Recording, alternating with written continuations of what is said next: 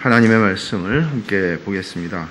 요한계시록 8장 6절부터 12절 말씀을 보겠습니다.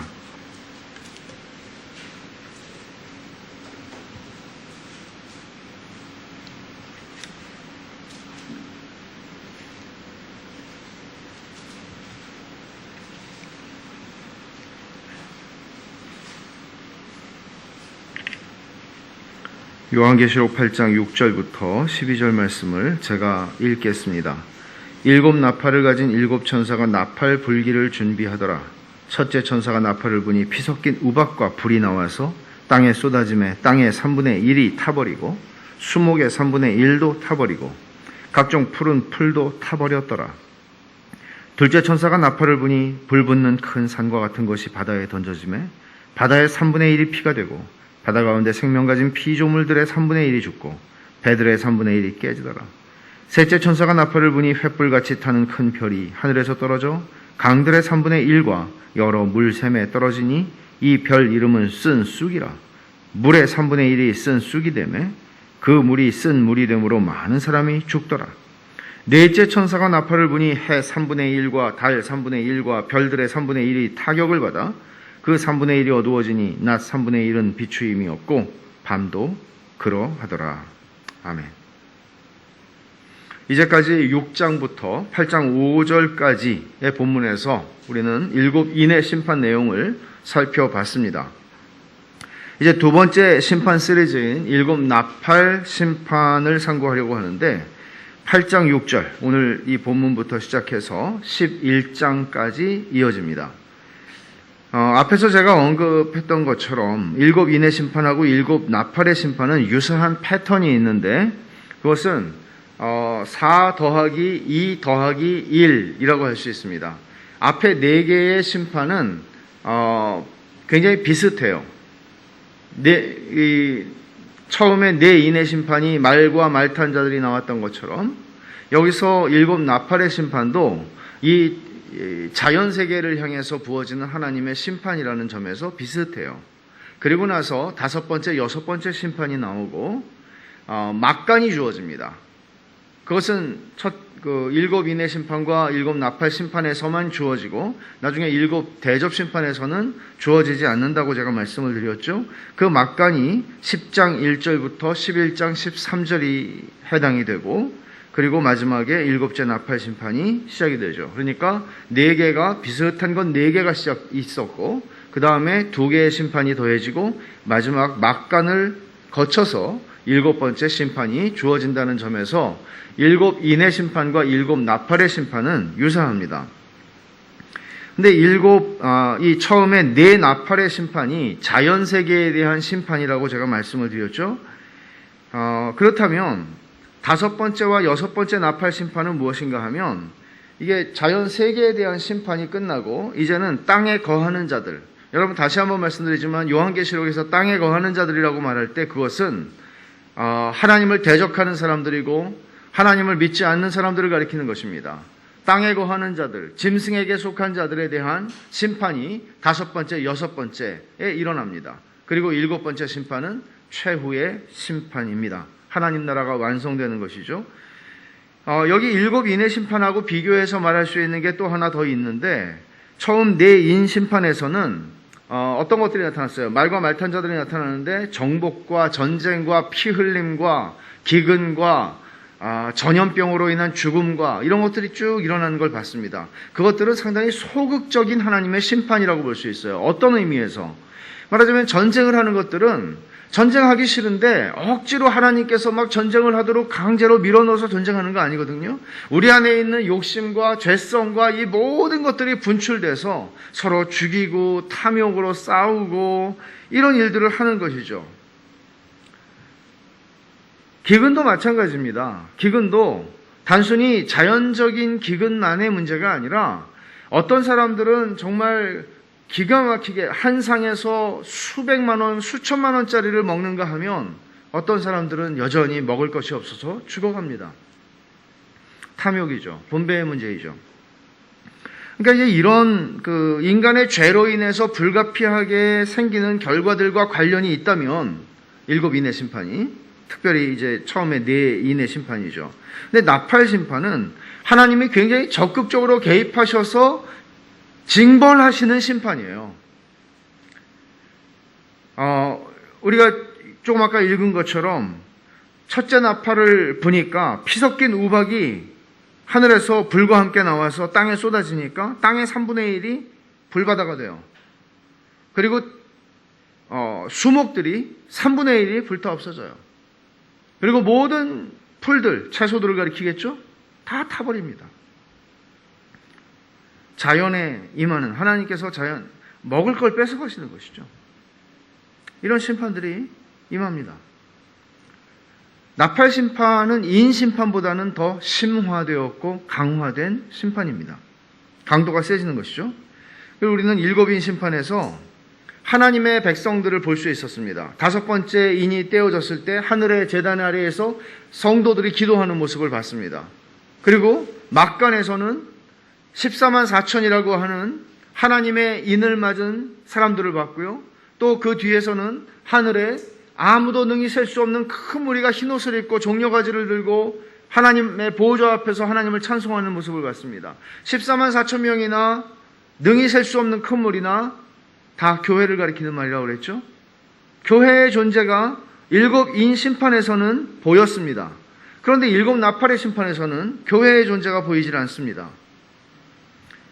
오히려 여기서는 땅에 거하는 자들, 하나님을 대적하는 불신자들, 하나님의 심판을 받게 될 사람들의 모습만 나타납니다. 이것을 잘 간파한 데렉 토마스라고 하는 분은 이렇게 말합니다. 되게 중요한 말이라 제가 인용을 하는데, 인심판은 인침을 받은 주님의 백성의 관점에서 하나님의 구속 목적이 펼쳐지는 것을 바라보는 것이라면, 인의 심판은 하나님의 백성들, 구원받은 하나님의 백성들의 관점에서 하나님의 역사가 구속 목적이 쫙 역사 속에서 펼쳐지는 걸 보는 것이라면, 나팔 심판은 인침을 받지 않은 사람들, 하나님의 백성이 아닌 사람들, 하나님의 심판의 대상이 되는 사람들의 관점에서 동일한 실제를 바라보고 있는 것이다. 인심판은 하나님의 백성에게 주는 큰 위로로 시작한다면, 나팔 심판은 하나님의 백성이 아닌 사람들을 향해서 부어지는 큰 화를 선포한다. 그러니까 인심판에서는 위로가 굉장히 풍성해요. 근데 나팔 심판을 이제 살펴보게 되면 좀 무섭죠. 나팔 심판은 화로다 하는 말이 이제 시작이 될 텐데, 우리가 13절에서 보게 될 텐데, 정말 무시무시한 심판입니다. 왜냐하면 심판을 받는 불신자들의 입장에서 이것을 바라보고 있기 때문입니다.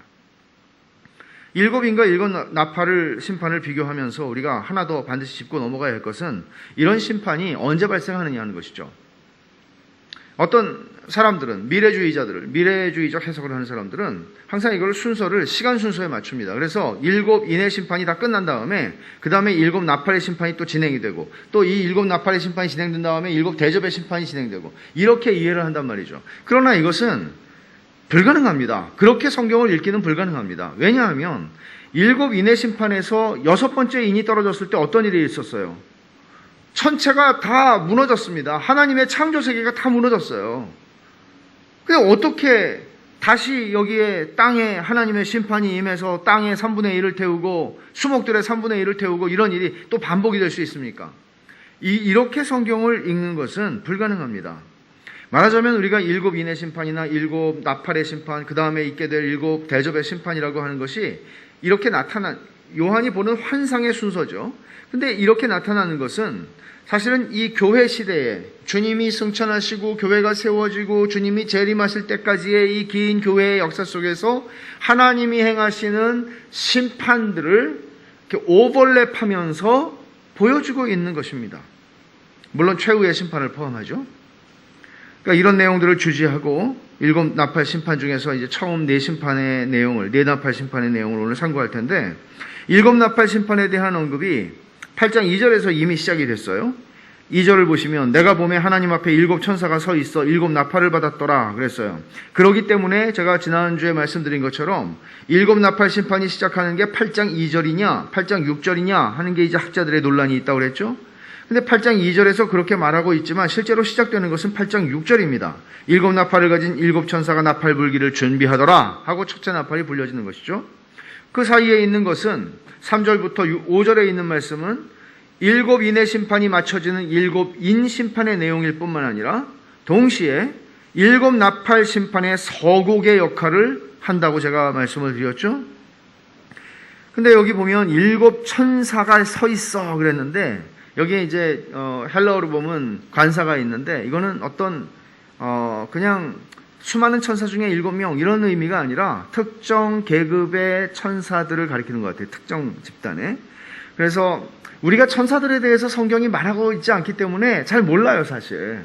근데 여기서 이 천사들은 아마 마치 하나님의 보좌 옆에는 네 생물이 있고 또 그 둘레로 24장로들이 있고 이런 천사들이 있었던 것처럼 이 천사들도 아마 7 천사도 특별한 계급의 천사들일 것이라고 이해할 수 있을 것입니다. 그래서 아마 유대인들은 이런 천사들을 보통 이제 archangels라고 그래서 이 대천사, 소천사가 아니고 대천사라고 이제 보통 표현을 했는데 이 천사들이 7이라고 하는 것이죠. 그래서 우리 성경에 나오진 않지만 그 사람들 이름이 유대 문헌에는 나오는데 우리가 아는 천사 둘이에요. 성경에 나온 천사는 뭘까요? 미가엘하고 가브리엘이죠.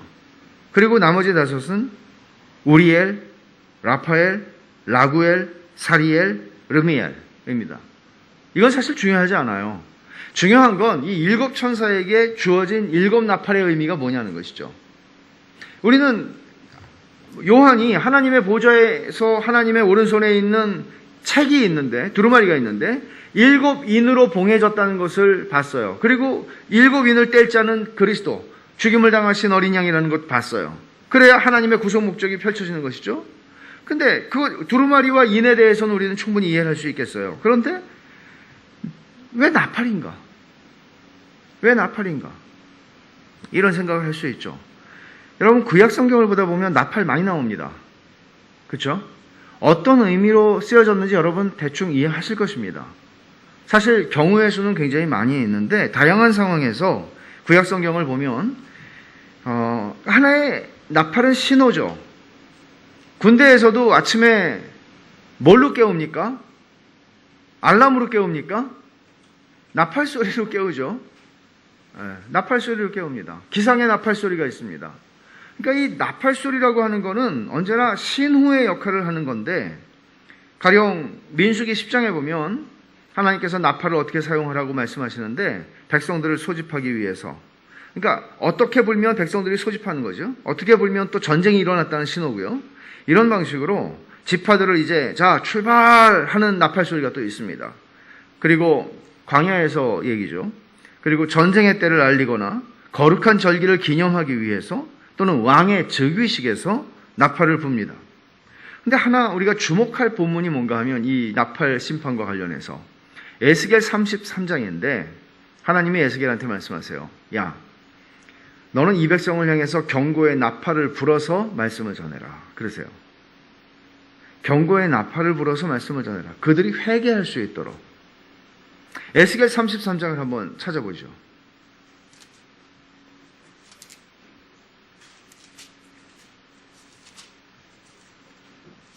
에스겔 33장 3절입니다.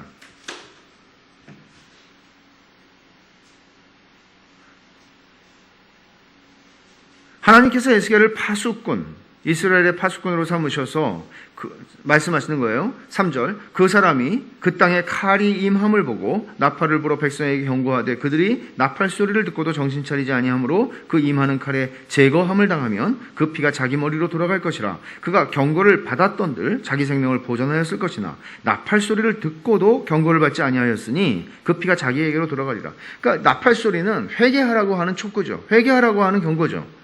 그러니까 이런 의미에서 나팔을 불라고 지금 말씀을 하고 있는 거예요. 근데 이 에스겔 33장에 있는 나팔의 의미가 이 나팔 심판에서의 나팔과 어떤 관계가 있는가 하는 것 때문에 사실은 논쟁이 있어요. 7 나팔 심판이라고 할 때 그 나팔이라고 하는 것을 소재로 사용했단 말이에요. 그러면 나팔이라는 것을 썼을 때 하나님의 의도는, 하나님의 의중은 이 나팔이 불려질 때 심판이 임하는데 나팔은 그들을 죄인들을 회개하라고 하는 촉구의 나팔인가? 아니면 이 나팔은 또 다른 의미로도 쓰이죠. 그것은 하나님의 최후 심판의 나팔이에요. 그러니까 에스겔 33장의 의미로 보면 이것은 회개하라, 회개하라. 천사들이 나팔을 불 때마다 회개해라. 너희들 회개하지 않으면 죽는다. 그런 얘기를 하는 거죠. 한편으로는 설교자가 매주일 설교를 하는 것도 그런 나팔 소리이죠. 그런 나팔 소리죠.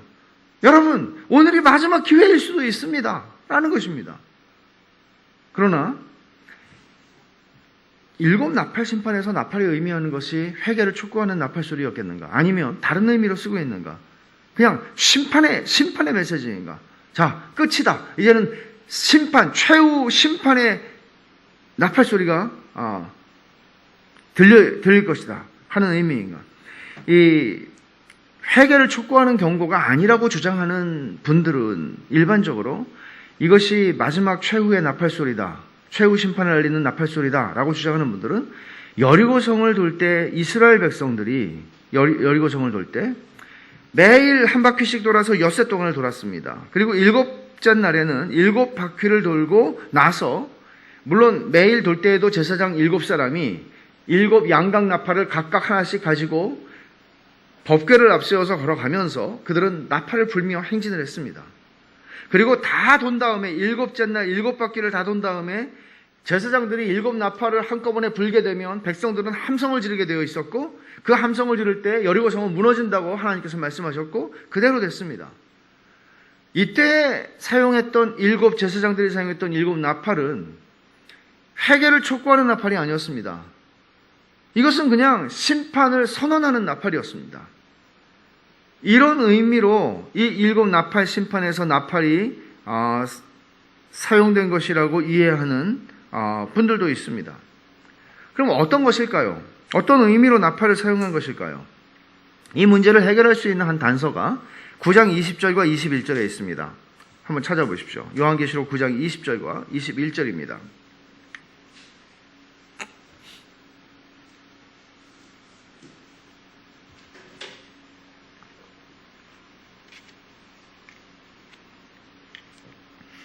제가 읽겠습니다. 이 재앙에 죽지 않고 남은 사람들은 손으로 행한 일을 회개하지 아니하고 오히려 여러 귀신과 또는 보거나 듣거나 다니거나 하지 못하는 금, 은, 동과 목석의 우상에게 절하고 또 그 살인과 복술과 음행과 도둑질을 회개하지 아니하더라. 자, 그 재앙에 죽지 않고 남은 사람들이 어떻게 한대요? 회개하지 않는데요. 그러니까 말하자면 이런 심판을 받고 회개하지 않는다는 거예요. 그렇다면 여러분, 하나님께서 회개하라고 촉구하는 메시지였음에도 나팔이 그런 것이었음에도 불구하고 회개하는 사람들이 없었다. 그렇다면 오히려 이것은 물론 회개하는 사람들이 덜어 있을 수 있겠죠. 그러나 전반적으로 이 죄인들, 땅에 거하는 자들은 회개하지 않는다는 것이죠. 그렇다면 일곱 나팔 심판의 나팔은 주로 전적으로가 아니고 주로 심판의 성격을 가진 것이라고 이해할 수 있을 것입니다. 신약 성경에서도 나팔에 대한 얘기들을 우리가 볼 수 있는데 예수님께서도 말씀하셨고 전부 마지막 때와 관련돼서 나팔을 얘기해요. 마지막 때의 신호예요. 그러니까 여러분 나팔 소리를 들으면 이렇게 생각하시면 돼요. 그렇겠죠? 나팔 소리예요. 근데 마지막 때와 관련해서 말씀하는 바울 사도도 마찬가지죠. 한번 세 구절만 한번 찾아볼까요? 마태복음 24장 30절과 31절입니다.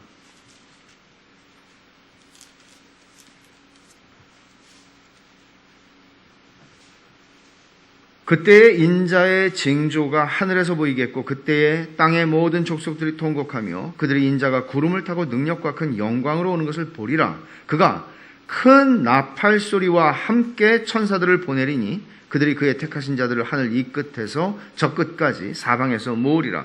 왜요? 이 나팔을 통해서 뭘 하시는 거죠? 주님이 재림하실 때 백성을 모으시는 거죠. 구약시대에도 그런 기능이 있었던 것처럼. 그 다음에 고린도전서 15장, 부활장이죠? 고린도전서 15장 52절입니다.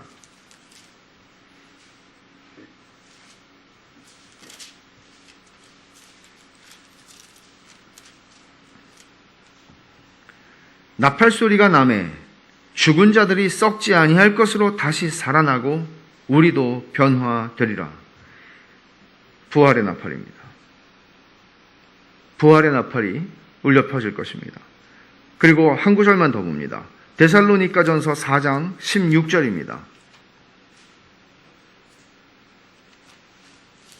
데살로니가전서 4장 16절.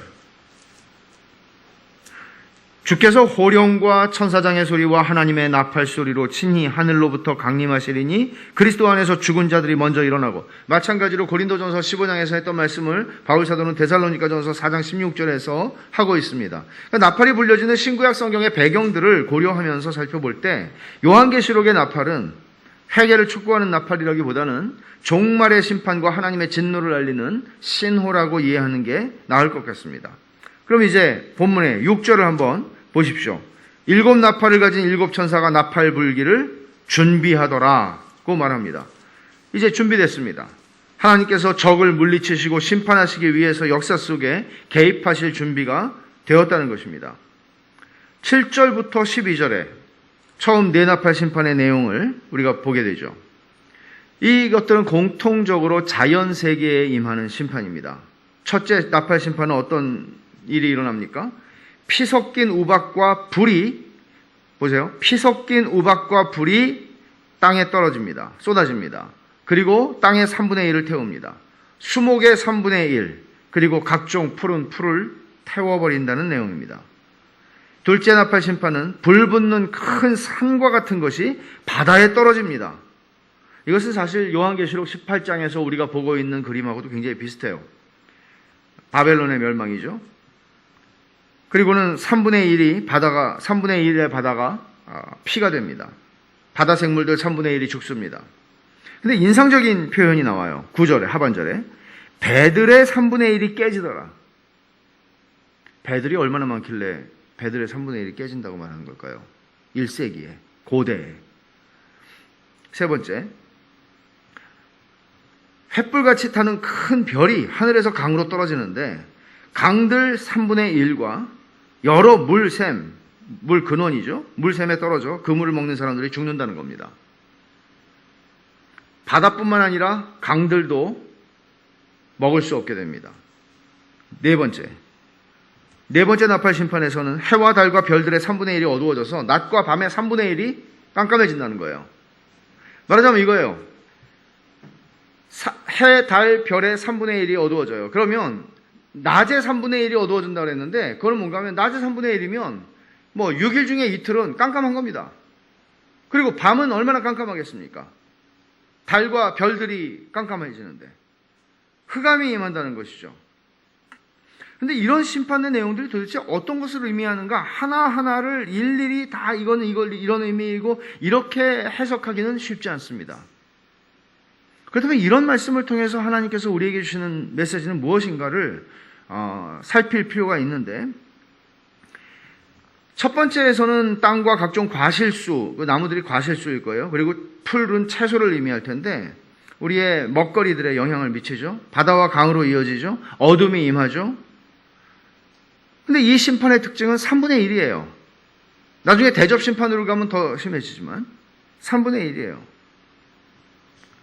여전히 회개의 기회가 주어져 있다는 얘기입니다. 물론 이 나팔 소리는 회개하라는 촉구가 아님에도 불구하고 여전히 회개의 기회가 남아있다는 의미고, 진노 중에서도 하나님의 자비가 베풀어지고 있다는 얘기고, 하나님께서 완전히 다 쏟아내시지 않는다는, 억제되고 있다는 뜻입니다.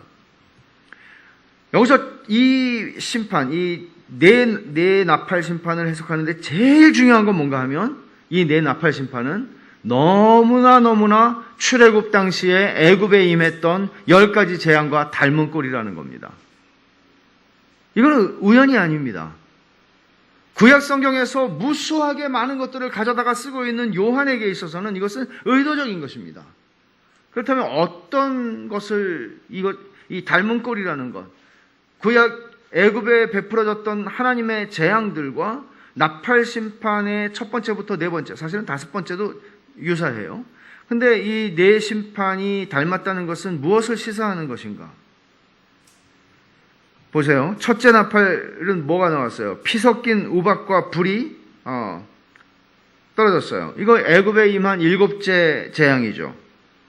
애굽에 우박이 떨어지는데 우박이 그냥 떨어진 게 아니에요. 불덩이와 함께 우박이 떨어졌다고 얘기해요. 제가 출애굽기를 다 찾지는 않겠습니다만은. 그래서 어떤 결과가 일어납니까? 밭의 채소와 들의 나무를 다 상하게 합니다. 둘째, 셋째 나팔에서 바다의 3분의 1이 피가 되고 강들의 3분의 1이 쓴 쑥이 되게 해서 먹을 수가 없게 되었다 하는 것은 나일강에 임한 첫 번째 재앙과 유사합니다. 한순간에 나일강이 피로 변했습니다. 그리고 고기들이 죽습니다. 마실 수 없는 물이 되었습니다. 그리고 네 번째 나팔 심판은 애굽 전체가 칠흑 같은 흑암이 임했던 아홉 번째 재앙과 유사하죠. 이 네 나팔 심판들의 양상이 출애굽 당시에 애굽에 내린 재앙과 비슷하다는 점.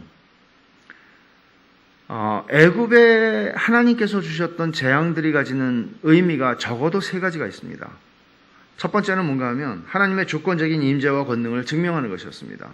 나 외에 다른 신이 없다. 이스라엘 백성에게만 가르치는 것이 아니라 온 세상, 특히 바로와 스스로가 신이라고 여기는 바로와 그의 신하들과 그의 백성들과 그 땅에 살아가는 모든 사람들에게 하나님이 말씀하시는 거죠. 나 외에 다른 신이 없다. 여호와의 권능과 여호와의 능력, 주권을 선언하시는 것입니다. 이것이 가장 중요한 것입니다. 두 번째, 상대적으로 애굽의 신들이, 애굽 사람들이 신으로 여기는 바로를 포함해서 나일강의 신, 개구리의 신, 파리의 신, 소의 신, 그들이 신이라고 여기는 그 모든 것들에 대한 그 모든 신들은 하나님 앞에서 무력하다는 것을 증명하는 것입니다.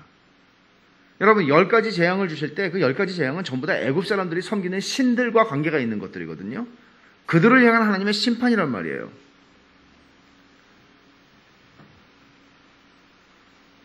끝으로 애굽에 내린 재앙은 바로가 하나님을 이길 수 없다는 것을 선언하시는 것입니다. 누구도 하나님을 이길 수 없습니다. 그렇다면 보세요. 첫 번째, 하나님의 주권적인 임재와 권능을 선언하는 거예요. 두 번째, 애굽의 신들은 하나님 앞에서 무력하다는 것이에요. 세 번째, 바로가 하나님 이기지 못한다는 거죠.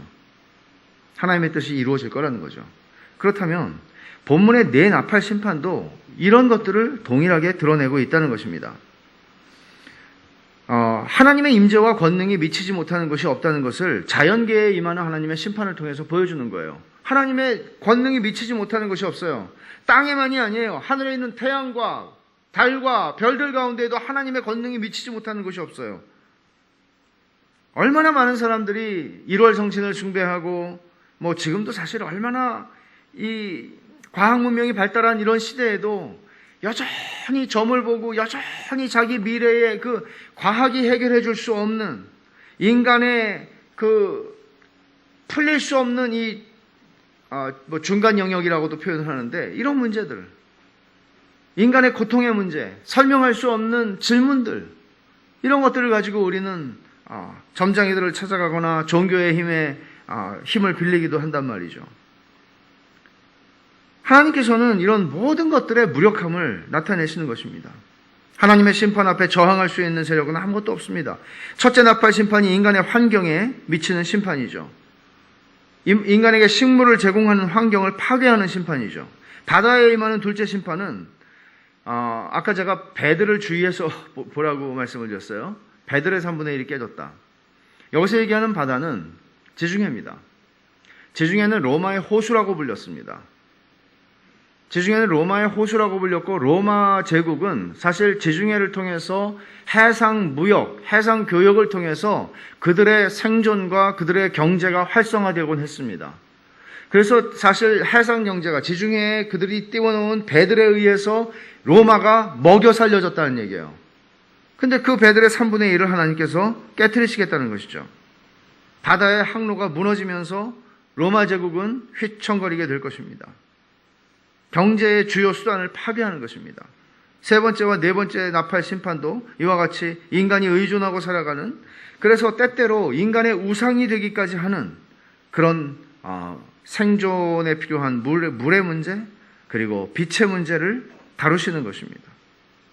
하나님이 거둬가시는 거죠. 너무나 당연하게 우리가 누리고 살아가는 것들, 농업, 경제적인 교역, 생존의 필수적인 물, 그리고 빛을 하나님이 거두어 가시는 거예요. 일부. 전체가 아니라. 이렇게 하심으로써 하나님은 사탄이 궁극적으로 하나님을 대적해서 승리할 수 없다고 선언하세요. 애굽에 내린 재앙은 바로와 사람들을 회개하게 하시는 것이 목적은 아닙니다. 아니었습니다. 그렇죠. 바로가 회개하지 않잖아요. 심판이, 재앙이 세지면 세질수록, 거듭되면 거듭될수록 애굽의 바로는 점점 더 강팍해집니다. 그러니까 회개하게 하기 위한 것이 아니었습니다. 그 목적은 바로와 신하와 백성을 으로 하여금 하나님이 누구신지를 알게 하시고, 그리고 자기 백성을 건져내시는 것이었습니다. 출애굽기 9장을 잠깐 읽어볼까요? 하나님께서 애굽에 주신 재앙의 의미와 목적이 무엇이었는지를 하나님께서 이렇게 친히 설명하시죠.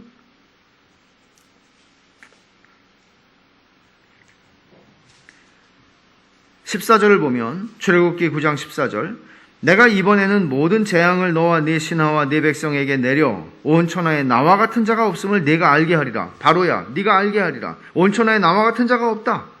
또 15절, 내가 손을 펴서 돌림병으로 너와 네 백성을 쳤더라면 네가 세상에서 끊어졌을 것이나.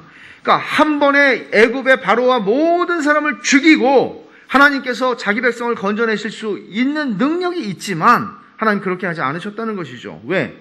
내가 너를 세웠음은 16절, 나의 능력을 네게 보이고 내 이름이 온 천하에 전파되게 하려 하였음이니라.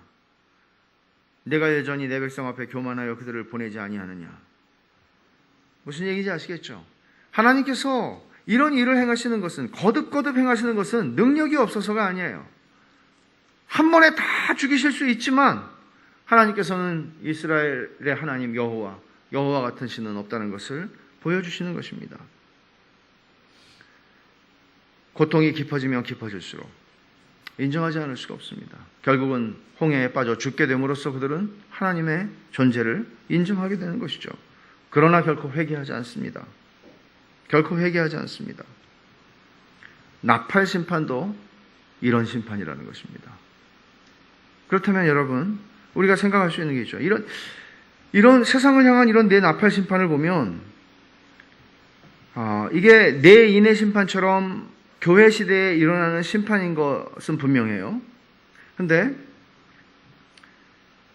하나님께서 하나님을 믿지 않는 인류가 의지하고 살아가는 것들을 다 끊어내실 텐데 그래도 회개하지 않겠죠? 교회는 그러면 이런 심판의 와중에 어떤 자리에 있게 될까요? 교회도 이런 심판의 영향에서 완전히 자유로울 수는 없을 것입니다. 식량이 끊어지고 교역이 무너지고 이런 상황 속에서 교회도 완전히 자유로울 수는 없을 것입니다. 하지만 다섯 번째 나팔 심판에서 주목할 만한 말씀이 하나 있습니다. 9장 4절인데 우리가 다음 주에 살펴보겠지만 먼저 이 말씀을 잠깐 보면, 그들에게 이르시되 땅에 풀이나 푸른 것이나 각종 수목은 해하지 말고 오직 이마에 하나님의 인침을 받지 아니한 사람들만을 해하라. 하나님 말씀하시죠. 인침받은 하나님의 백성들은 건드리지 마. 하나님의 백성들을 보호하시겠다는 말이에요. 근데 처음부터 이 말씀이 있지는 않았어요. 다섯 번째 나팔 심판에서 이 말씀을 하나님께서 하고 계시죠. 보호하라는 거예요. 자기 백성 보호하시겠다는 거예요. 근데 여러분, 10번의 애굽에 내렸던 재앙 속에서도 우리가 주목할 만한 말씀이 하나 있죠. 그게 뭐예요? 우박으로 하나님께서 세상을, 애굽을 치셨을 때 이런 말씀이 있어요. 이스라엘 자손들이 있는 그곳 고센 땅에는 우박이 없었더라. 하나님은 이스라엘 백성이 사는 고센 땅을 구별하셨어요. 그러나 첫 번째 심판부터 구별하신 건 아니었어요. 네 번째 심판부터 고센 땅을 구별하셨어요. 일정한 정도 교회도 세상에 임하는 하나님의 심판의 영향을 받겠죠. 그럴 것입니다. 하나님께서는 이 재앙을 통해서 하나님의 백성들을 연단하실 것입니다. 유익한 것입니다. 그러나 분명한 것은 어느 순간부터 하나님께서는 그 혹독한 심판에서 자기 백성을 완전하게 구별하여 내실 것입니다. 왜 이런 말씀이 필요할까요? 두렵거든요. 이런 말씀들을 읽으면 두렵거든요. 때로는 이런 생각이 들죠. 내가 정말 이런 심판의 때를 견디며 믿음을 지킬 수 있을까? 내 연약한 믿음으로 지금 편안한 시대에야 내가 예수님을 믿는다고 말하지만 이런 일들이 있을 때에 내가 그때에도 믿음을 지킬 수 있을까? 이런 생각이 드는 거죠. 두려운 것이죠. 고난을 받는 것이 두려운 것이죠. 이런 두려운 마음들이 때때로 심판에 대한 말씀들을 읽을 때 우리 마음을 괴롭힐 수도 있습니다. 그러나 이 말씀들을 우리가 제대로 읽는다면 하나님의 자녀들은 사실 두려워할 필요가 없습니다. 왜냐하면 하나님께서 그들의 머리카락 하나도 건드리지 않도록, 해하지 않도록 하나님의 백성들을, 인맞은 하나님의 백성들을 지키실 것이기 때문이고 그런 약속을 여기에 하시고 명령하시기 때문입니다. 이 심판은 땅에 거하는 자들, 하나님을 대적하고 교만한 자들을 향한 하나님의 심판이기 때문입니다. 또 이런 심판의 말씀들을 읽을 때 종종 우리는 이런 생각을 해요. 역사 속에서 일어나는 어떤 사건들을 연상하는 것이죠. 가령 불 붙는 큰 산 같은 것이 바다에 던져졌다. 뭐 이런 것들을 보면 화산의 폭발을 생각하기도 합니다. 또는 핵전쟁이나 또는 체르노빌 참사와 같은 방사능 유출 사고 같은 것들, 또는 바다를 오염시키는 어떤 유조선의 침몰과 같은 사건들, 환경 파괴로 인한 강들의 오염, 뭐 기타 등등 천재지변이나 인재나 많은 역사 속에 많은 일들이 있습니다. 이런 것들을 보면서 우리는 주님이 말씀하신 내 나팔의 심판은 이런 것들을 의미하는구나 라고 간단하게 생각할 수는 없습니다. 여러분, 종종 우리는 그런 사건들을 보면 하는 말이 있죠. 드디어 주님 오실 때가 됐구나. 근데 여러분, 1세기에도 그런 일들이 일어났거든요. 실제로 이 말씀이 쓰여질 때에도 베수비오 화산의 폭발이라는 것이 있어서 이런 둘째 나팔 심판과 같은 현상이 있었단 말이에요. 그러니까 그 많은 사람들은 항상 1세기 때부터 주님 오실 때가 되었구나 이렇게 생각했단 말이에요. 그러니까 단순히 그렇게 생각할 수 있는 차원의 문제가 아니라 이런 심판이 교회 시대 전체에 걸쳐서 일어날 것입니다. 그러나 이것들은 최후의 심판에서 절정을 이루게 될 것들의 리허설입니다. 그럼 우리는 어떤 태도를 가져야 될까요? 세상 속에서 우리는 그냥 일어나는 일들이 예사롭게 볼 수는 없겠죠. 그리스도인들은 어떤 태도를 가지고 이렇게 일어나는 일들을 신문지상에서 읽어야 하는 것일까요? 어떤 태도를 가져야 할까요? 지금 우리가 본 네 나팔 심판은 우리가 믿고 의지하며 안전하다고 여기고 사는 모든 것들을 치시는 심판입니다. 그렇죠? 어떤 문제들입니까? 땅과 수목과 푸른 풀이 상한 것은 우리가 의지하는 밥입니다. 밥. 먹을 것입니다. 바다에 대한 심판은 많은 사람이 생존과 행복의 조건이라고 여기는 돈, 경제를 치신 것입니다. 돈만 있으면 우리는 행복하다고 느끼잖아요. 그리고 강과 물, 샘에 대한 심판은 인간 생존의 필수 요소인 물에 대한 심판입니다. 해, 달, 별을 쳐서 어둠이 임하게 하신 것은 인간이 의지하는 빛에 대한 심판입니다. 이 모든 게 인간 생존의 중요한 요소들이죠. 중요한 요소들입니다. 밥, 돈, 물, 빛, 사소한 것 없습니다. 하나님을 믿는 신자들에게도 이것들은 다 중요합니다. 그러나 성경은 분명히 말하죠. 이거는 우리의 의지의 대상이 아니라고. 여기에 소망을 두지 말라고. 분명히 말씀하죠. 분명히 가르치고 있죠. 우리의 의지의 대상도 아니고 신뢰의 대상도 아니고 소망의 대상도 아니라고 말합니다. 그럼에도 불구하고 우리는 살면서 얼마나 이런 것들을 의지할 때가 많습니까? 이런 것들을 바라게 될 때가 얼마나 많습니까? 심지어 이런 것들을 신뢰할 때가 얼마나 많으냐고요. 이런 것들이 마치 내가 앞으로 평생을 살아가는 동안에 내 삶의 질을 결정하는 문제라고 우리 생각한단 말이에요. 그러나 성경은 그렇게 말하지 않습니다. 성경은 그렇게 가르치지 않습니다. 이 모든 것들을 우리에게 공급하시는 하나님이 우리의 인생의 삶의 질을 결정하고 삶의 조건을 결정한다고 말합니다. 우리가 의지하고 바라고 신뢰할 대상은 이런 밥이나 돈이나 물이나 빛이 아니라 그 모든 것들을 공급하시는 하나님을 바라보라고. 하나님만이 너희의 신뢰의 대상이고 너희의 소망의 대상이고 너희의 의지할 대상이라고 말씀합니다. 그 하나님이 우리에게 이것들을 제공하시는 분이시기에 그 하나님은 이것들을 우리에게서 가져가실 권리도 있으십니다. 밥과 돈과 물과 빛이 우리를 살리지 않습니다. 우리를 살게 하시는 분은 하나님입니다. 그러므로 세상의 영화가 물거품이 될 때 그런 게 있잖아요, 여러분. 세계 무역센터가 한순간에 무너지는 걸 보면서 여러분 생각해 보십시오. 그 안에 얼마나 많은 부자들이 있었으며 그 안에 얼마나 많은 정말 호화로운 집기들과 호화로운 것들이 있었겠습니까? 세상의 부와 영광의 상징이 아니었습니까? 근데 그것들이 무너지는데 시간이 많이 걸리던가요? 그렇지 않습니다. 세상의 영화가 물거품이 될 때, 사람들이 의지하고 살아가던 것들을 하나님이 거두어 가실 때, 하나님의 자녀들은 하나님을 향한 경외심을 가지고 하나님을 바라봐야 하는 것입니다.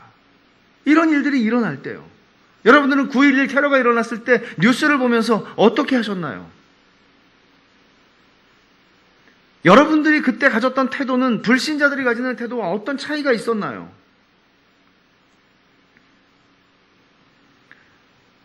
경외심을 가지고 하나님을 바라보는 것은 심판의 때를 감당하는 성도의 본분입니다. 지금 세상이 코로나19 바이러스로 고통을 겪고 있습니다. 우리도 예외가 아닙니다. 많은 사람들에게서 정상적인 삶을 빼앗아갔습니다. 밥도 경제도 영향을 받고 있고 생존의 위협 혹은 어두운 우울함의 그림자가 우리를 덮기도 합니다. 어쩌면 지금 우리는 성경이 말씀하고 있는 심판을 지금 경험하고 있는 것입니다. 하지만 이것은 최종적인 것도 아니고 최후의 심판도 아닙니다. 리허설입니다. 우리의 육체와 정신이 이런 코로나 바이러스 때문에 육체뿐만 아니죠. 우리의 육체와 정신이 불편해지고 궁핍해지고 우울함을 경험합니다. 하지만 주 안에 사랑하는 여러분, 이렇게 낙심과 우울과 비참에 빠지는 게 신자의 도리가 아니라는 사실을 우리는 기억해야 합니다. 하나님께서는 인침을 받은 자기 백성을 지키고 보호하십니다. 이런 때에 우리가 의지하던 게 밥과 돈과 물과 빛이었구나. 내가 그런 것들을 의지하고 너무 그런 것들에 의지해서 살았구나. 우리는 이걸 깨닫고 회개하는 자리에 서야 하는 것입니다. 이 무서운 재앙 속에서 죄인들은 회개하지 않습니다.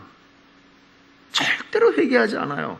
여러분, 하나님의 택한 백성과 하나님께서 택하지 않은 백성들의 차이가 무엇인지 아십니까? 구원받은 자와 구원받지 못한 자, 참된 신자와 불신자의 차이가 무엇인지 아세요? 이런 상황 속에서 회개하는 것이 신자의 특징입니다. 요한계시록이 누누이 얘기하고 있는 것은 회개하지 않는 것이 버림받고 하나님의 심판의 대상이 되어 영원한 지옥에 들어갈 사람들의 특징이라고 얘기합니다.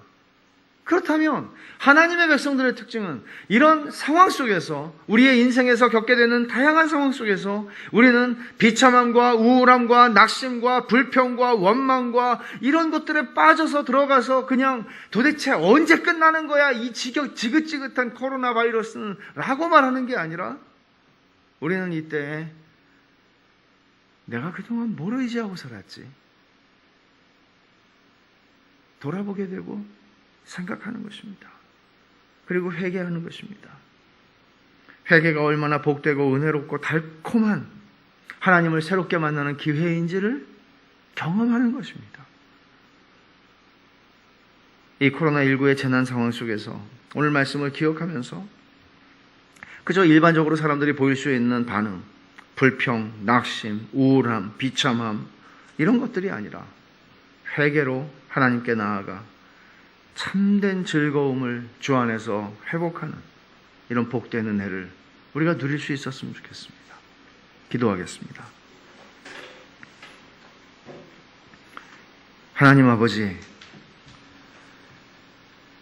저희가 반년 넘게 코로나 바이러스로 인해서 어려움을 겪고 있는 상황 가운데에서 오늘 이 말씀을 듣습니다. 하나님 아버지께서 저희에게 권면하시고 깨닫게 하신 대로 그저 불평하고 비참해하고 우울해하고 낭망하고 원망하고 하는 자리에서 벗어나 하나님을 경외함으로 우리 자신들이 그동안 하나님이 아니라 다른 것들을 의지하고 바라고 소망해왔던 것을 회개하며 하나님께로 돌이켜 나아가는 복된 은혜를 누리는 모든 성도들이 되게 해주시기를 원합니다. 하나님 아버지, 지금 이 시간에도 한없이 연약해져 있는 우리의 사랑하는 지체들을 찾아가 주시고 그 연약한 무릎을 일으켜 세우시고 그 연약해지고 무너진 가슴을 일으켜 세워주셔서